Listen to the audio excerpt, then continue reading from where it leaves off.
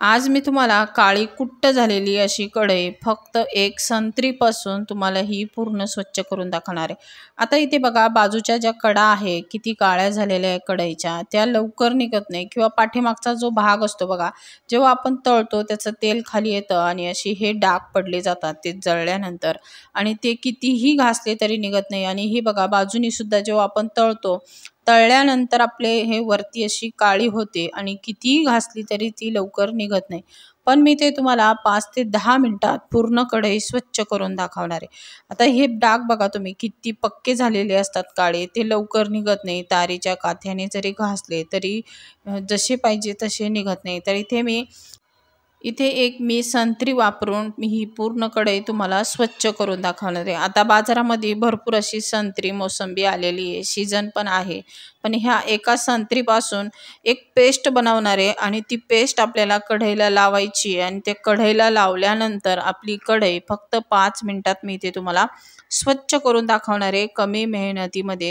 जिथे आपल्याला 2 ते 3 तास लागतात तिथे मी तुम्हाला फक्त 5 ते 10 मिनिटात पूर्ण स्वच्छ करणार आहे। आता ही पेस्ट कशी बनवली ते पहिल्यांदा मी तुम्हाला दाखवते। तर इथे बघा मी ही पूर्ण पेस्ट ह्या पद्धतीने लावणारच आहे, तर पण त्याआधी जी पेस्ट आपण बनवली ती कशी बनवली मी ते सांगते। बघा इथे एक छोटीशी संत्री घेतलेली आहे आणि संत्री छोटीशीच आहे, चिक्कूच्या आकारा इतकी घेतलेली, मोठी संत्री नाही आहे, एकदम छोटी आहे, हातात पण एकदम व्यवस्थित मावते एवढीच घेतलेली आहे। तर आता आपल्याला ही सोलून घ्यायची आहे, तर हिचे साल आपल्याला पहिल्यांदा काढून घ्यायचे।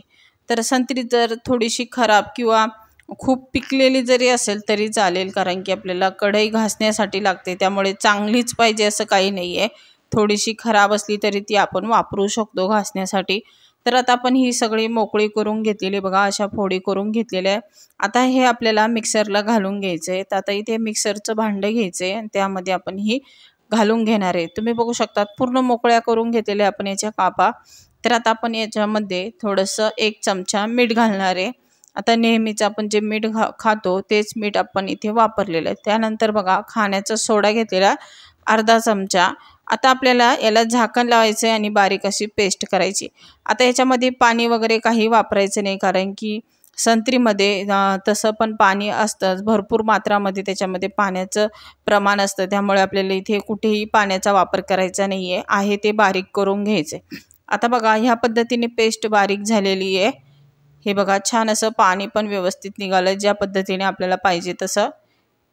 तर आपली इथे पेस्ट तयार झालेली आहे। त्यानंतर आपल्याला अजून एक साहित्य घालायचं आहे, ते म्हणजे धुण्याचा सोडा। तो 1 चमचा आपण इथे घालणार आहे आणि तो सुद्धा छान मिक्स करून घ्यायचा आहे आणि ही पेस्ट व्यवस्थित अशी मिक्स करायची, म्हणजे ती पेस्ट आपली व्यवस्थित तयार होईल। आता आपण ह्या पद्धतीने करू शकतो।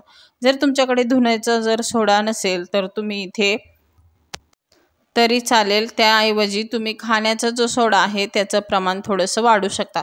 त्यानंतर बघा इथे आपण ही जी कढई आपण ती दाखवणार आहे मी ती घेतलेली आहे आणि तुम्ही बघू शकता आतल्या बाजूने सुद्धा खूप काळी झालेली आहे।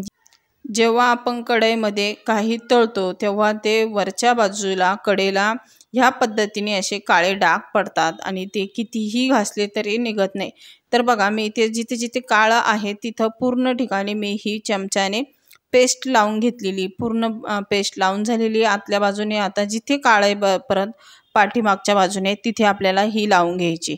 आता उरलेली पेस्ट मी यावरती बघा ह्या पद्धतीने पसरून घेते।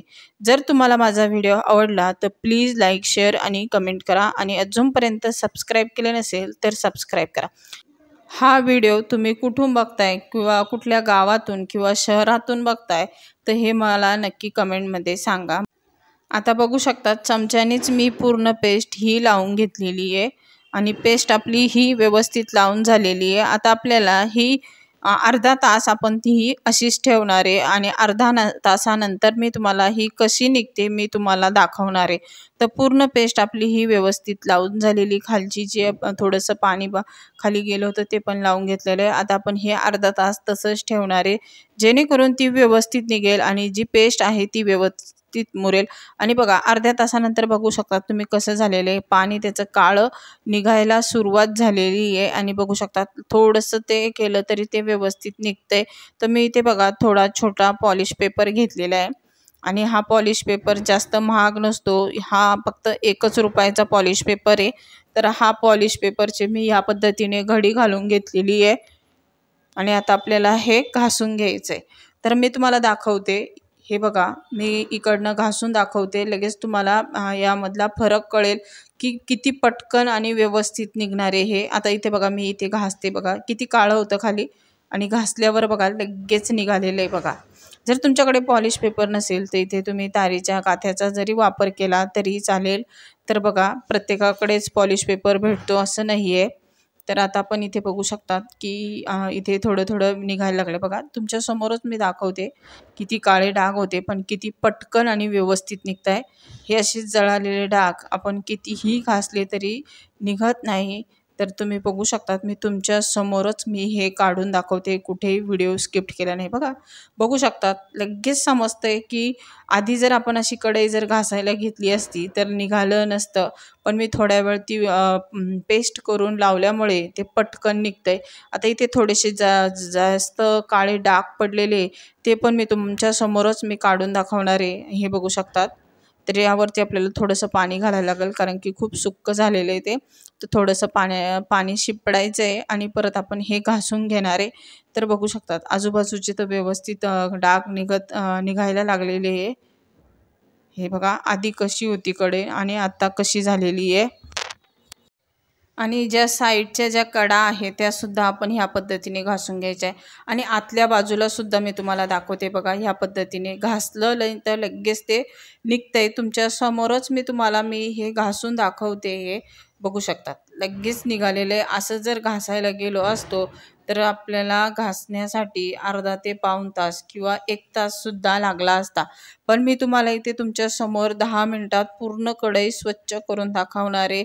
आणि जे साहित्य आहे त्यातच, त्यानंतर मी कुठलंही साहित्य वापरलं नाही किंवा साबणसुद्धा वापरले नाही किंवा कुठलं लिक्विडसुद्धा दुसरं वापरले नाही।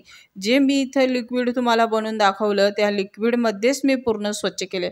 आता तुम्ही बघू शकतात साईडच्या कडा किती पटकन निघालेल्या आहे आणि बघू शकतात इथे जी होती ती घाण, ती डाग ते सुद्धा निघालेले।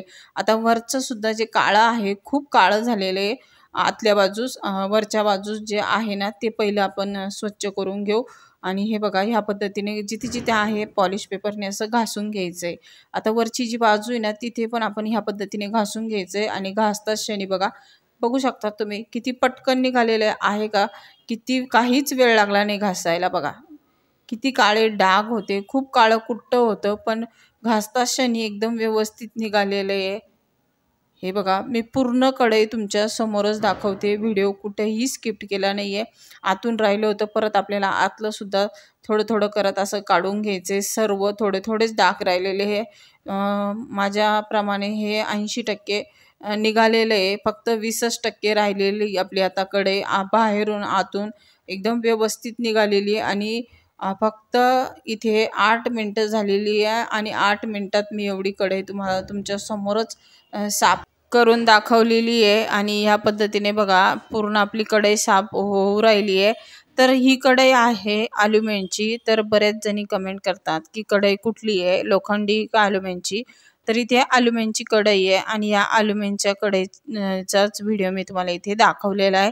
जर तुमच्याकडे अशी ॲल्युमिनियमची कढई जर खराब झाली असेल तर तुम्ही करू शकतात। आणि तुम्ही बघू शकतात कढई आपली एकदम व्यवस्थित निघाली, आतून बाहेरून एकदम पांढरं शुभ्र झालेली आहे बघा, एकही डाग नाही राहिलेला। पूर्ण मी स्वच्छ केलेली आहे आणि जिथं जिथं राहिले ते सुद्धा मी घासून घेतलेलं आहे, कुठंही एकही डाग न ठेवता पूर्ण साफ करून घेतलेलं आहे मी पॉलिश पेपरने। तर तुम्हाला हा व्हिडिओ कसा वाटला तर प्लीज कमेंटमध्ये नक्की कळवा।